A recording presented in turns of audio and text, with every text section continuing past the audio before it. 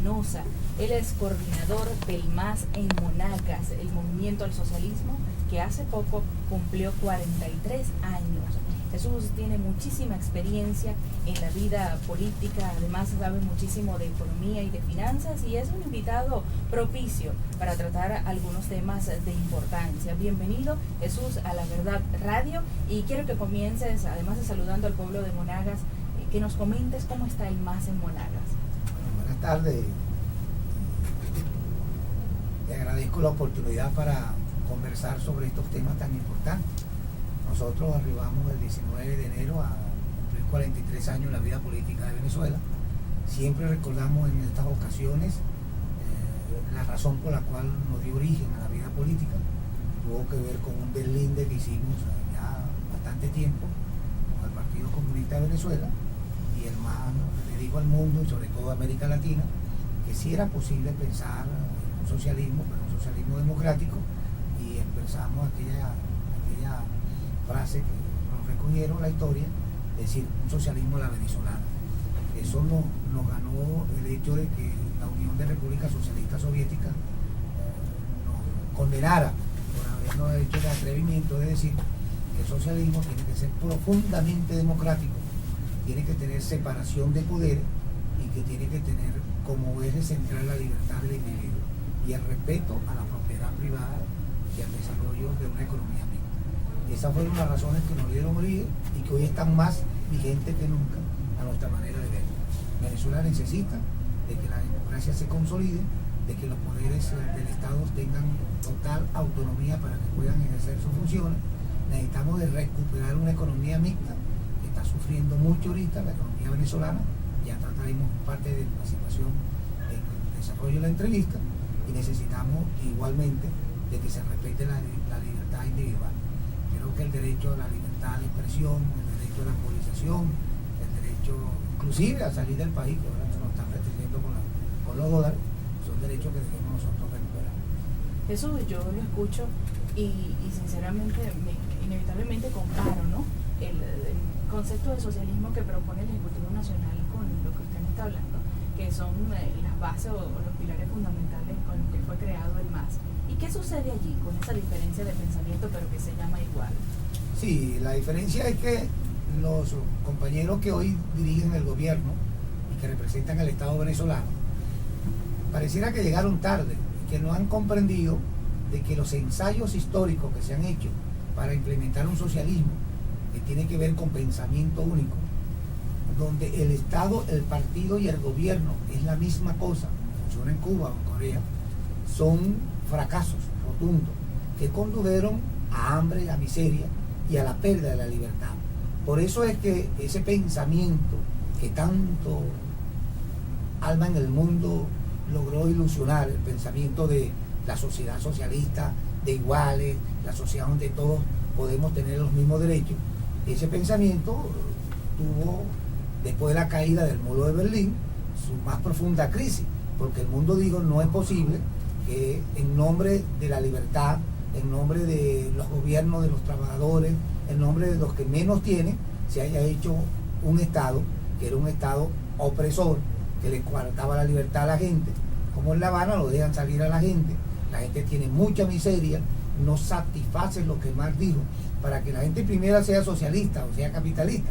La gente primero tiene que comer, tiene que vestir y tiene que dormir bajo un techo, y eso es fundamental. Primero hay que darle la necesidad de los humanos, y el socialismo real, el que conocimos, eso no se lo cumplió, y entonces los compañeros cometen el error creyendo que haciendo de la economía un control permanente van a producir los bienes y servicios que requieren los venezolanos, y eso no es verdad, y lo está demostrando el devenir del tiempo.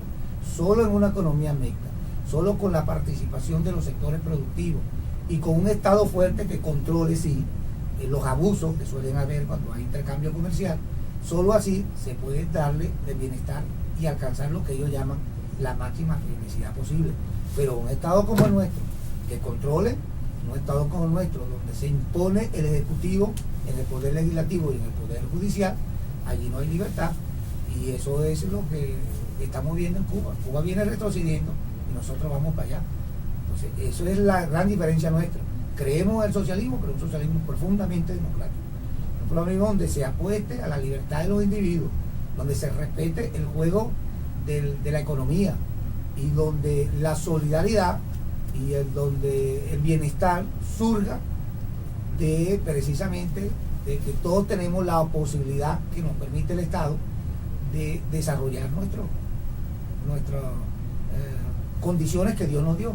No todos somos iguales, cada quien nace con un deseo de algo. Yo le da a cada quien una virtud que el Estado debe permitir que la desarrolle. Jesús, conversando con usted y hablando parte de las ideas que usted tiene, se relaciona con el tema económico, porque yo sé que maneja el área de la finanza, lo domina, pues, y puede explicarnos cómo afecta al ciudadano común esta restricción con las divisas. Sí, el país tiene un problema de divisas porque tiene una escasez de divisas.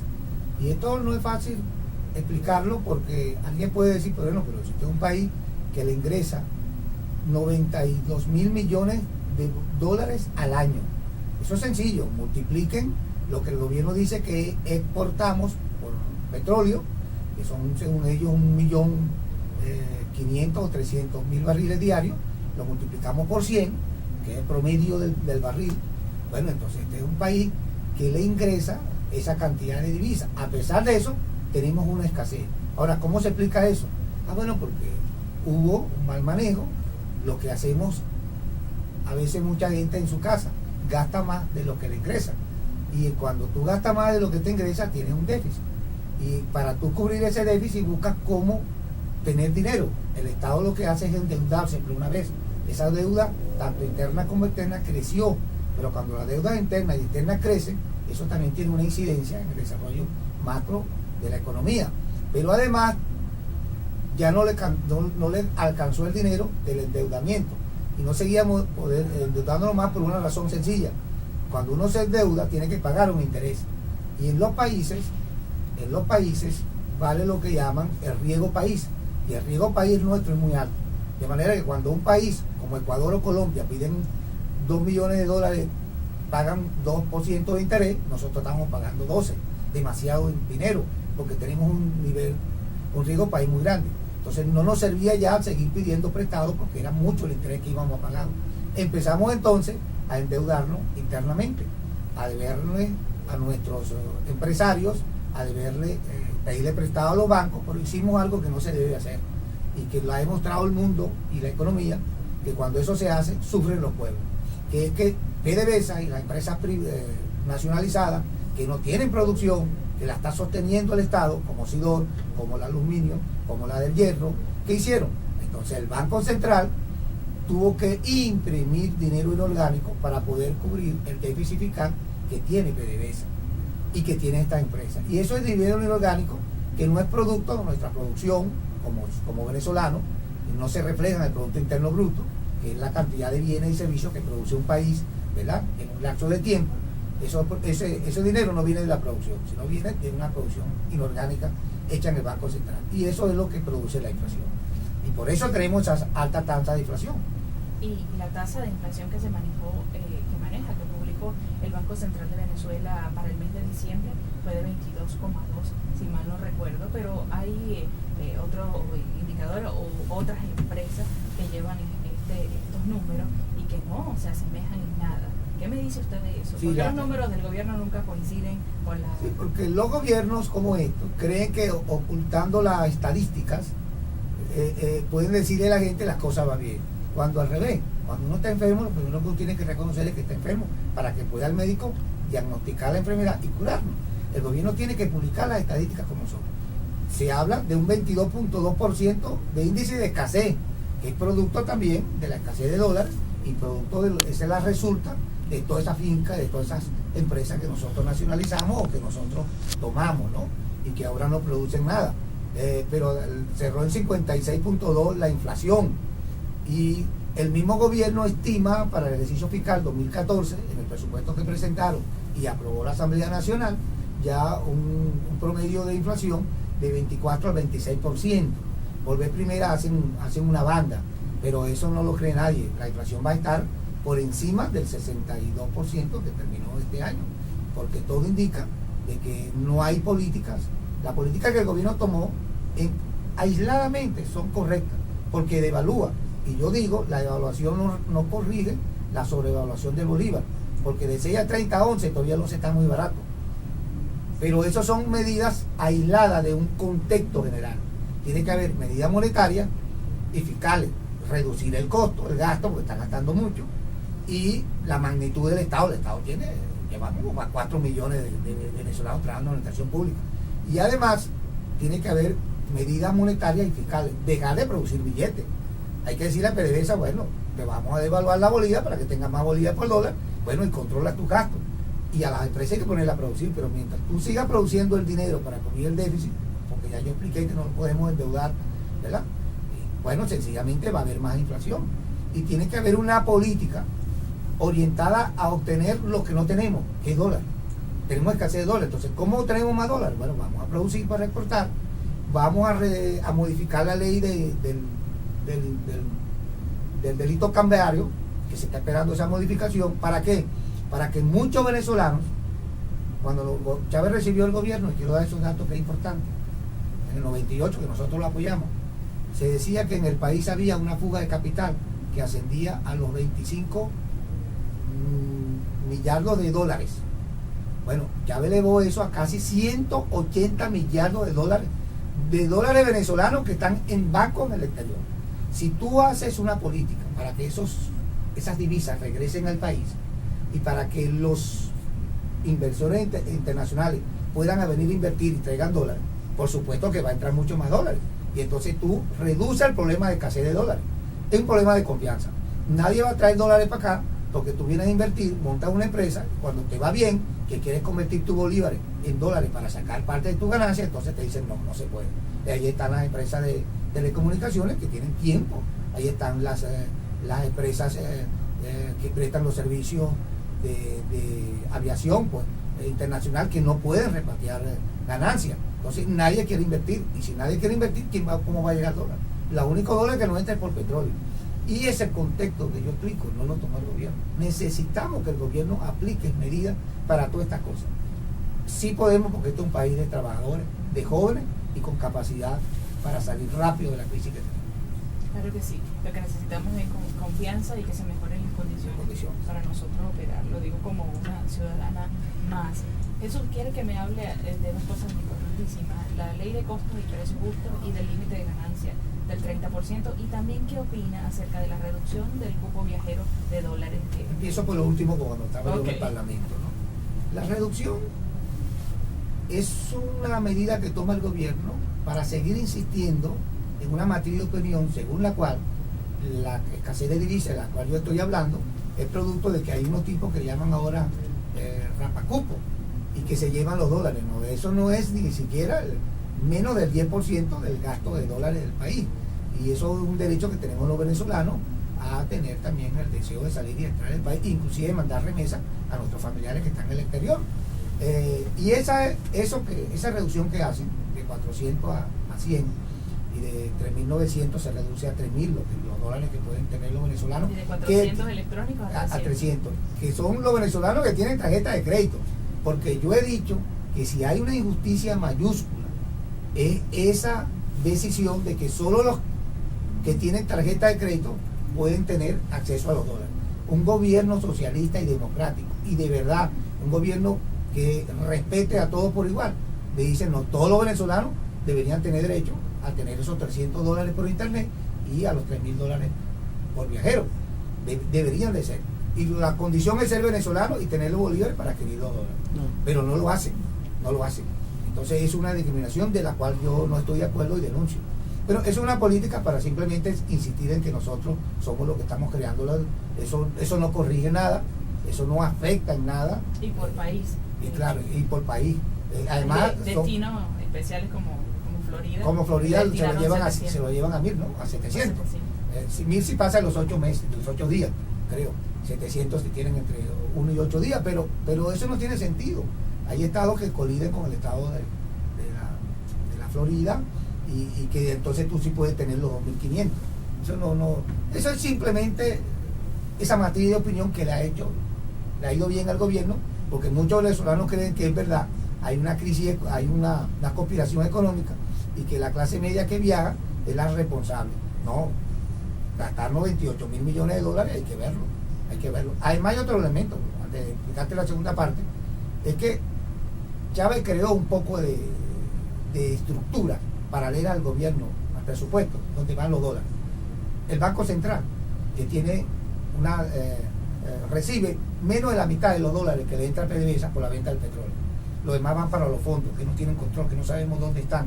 Y por eso es que nuestras reservas están casi en 20 mil millones de dólares, de las cuales líquidas son como 2 mil.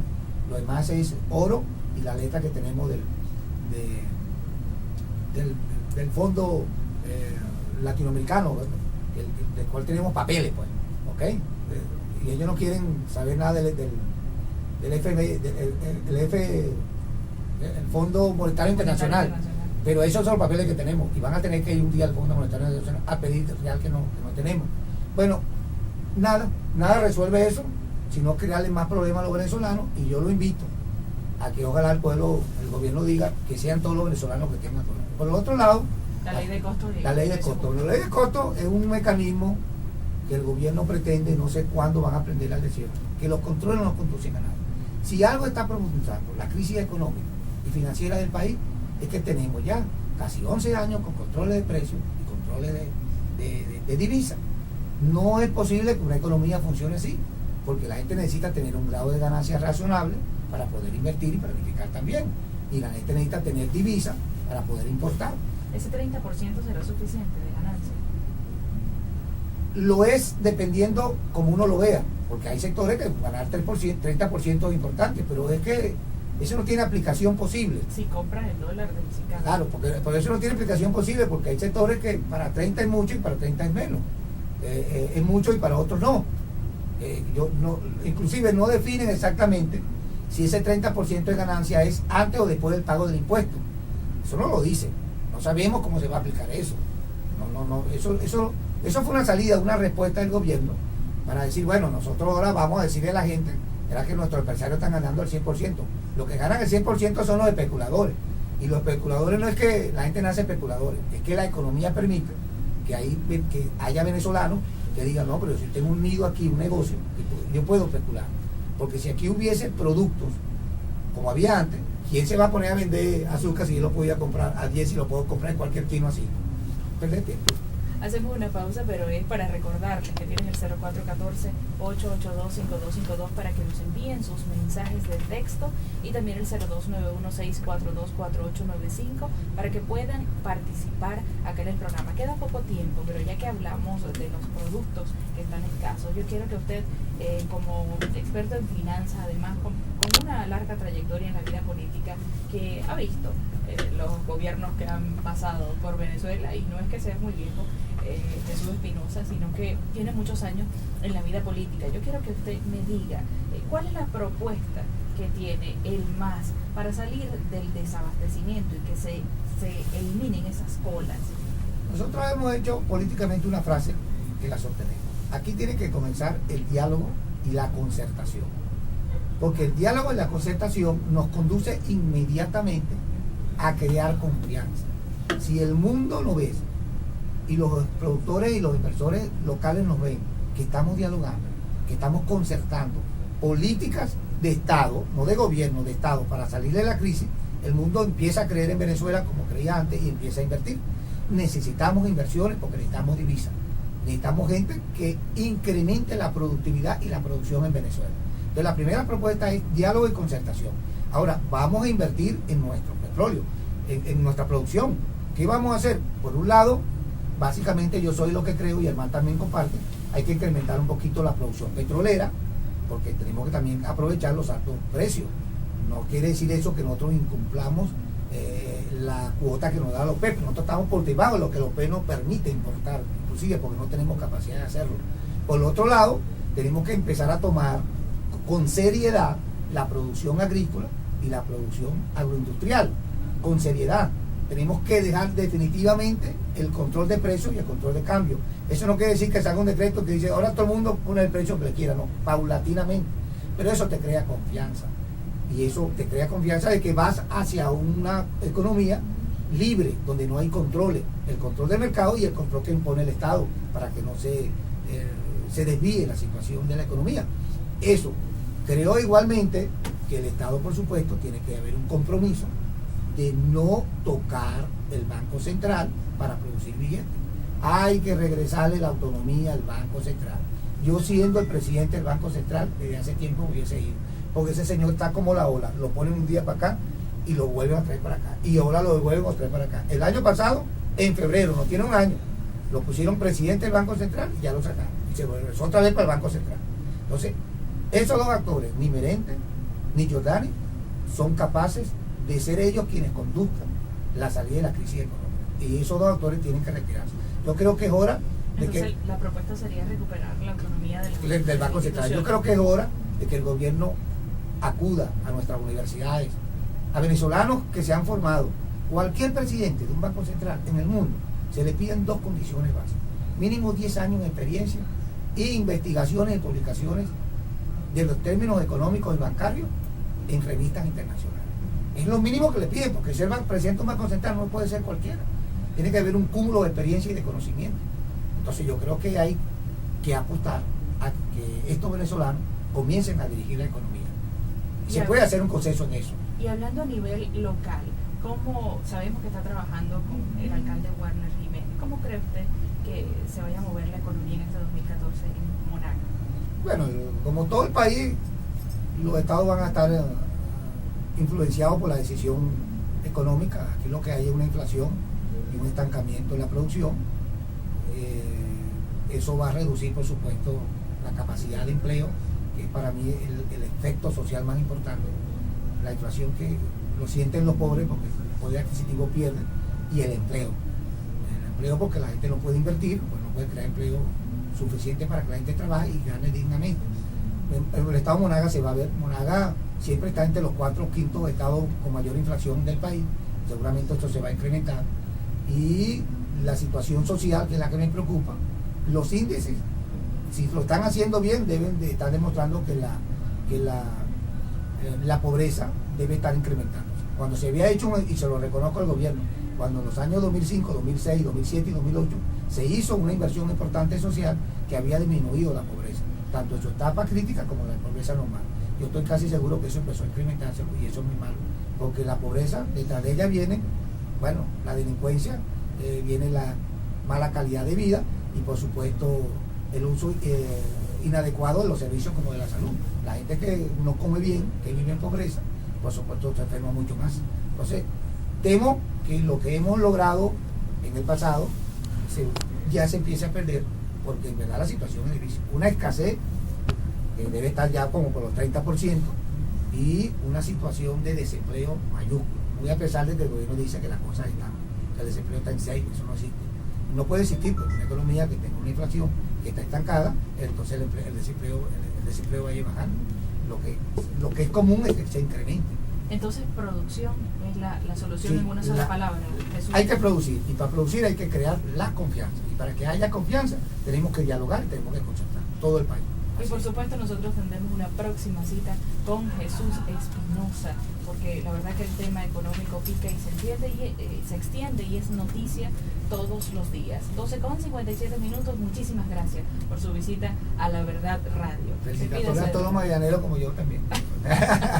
Ya nos estábamos olvidando del grupo del Magallanes y nos vino a recordar, bueno, a mí, 12:57, nosotros nos vamos, señores, a esta hora, invitándoles para el día de mañana, donde tendremos una nueva edición de La Verdad Radio. También queremos expresar las disculpas por parte de Alejandro Marcano, el profesor Alejandro Marcano, es el director de la UVB, nos estará acompañando la próxima semana en La Verdad Radio. Agradecemos desde los controles a Gabriel Marcano, como siempre, la sintonía de todos ustedes, en la coordinación Joli Eduardo García, en la gerencia general Gustavo Eduardo Chopite, y quien tuvo el gran gusto de acompañarles ante el micrófono, Grace Sofía Delgado. La Verdad Radio llega a nombre de la Gobernación Bolivariana del Estado Monagas y de la Alcaldía de Maturín. A las 12:58 nos despedimos. Se les quiere muchísimo. Cuídense.